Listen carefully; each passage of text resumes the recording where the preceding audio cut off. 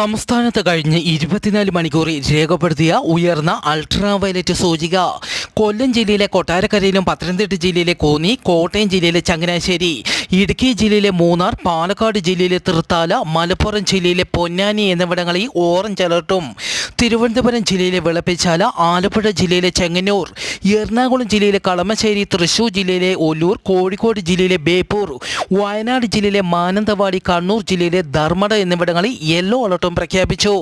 പകൽ സമയത്ത് പുറത്തേക്ക് ഇറങ്ങുമ്പോൾ തൊപ്പി, കുട എന്നിവ ഉപയോഗിക്കുക, പാദരക്ഷകൾ ധരിക്കണമെന്നും അറിയിച്ചു. കാലിഫോർണിയയിലെ ലോസ് ഏഞ്ചൽസിൽ ടൂറിസ്റ്റ് ബസ് മറ്റൊരു വാഹനവുമായി കൂട്ടിയിടിച്ച് 32 പേർക്ക് പരിക്കേറ്റു. ഒരു മരണവും സ്ഥിരീകരിച്ചു. പരിക്കേറ്റവരിൽ 2 പേരുടെ നില ഗുരുതരമെന്നും റിപ്പോർട്ടുകൾ.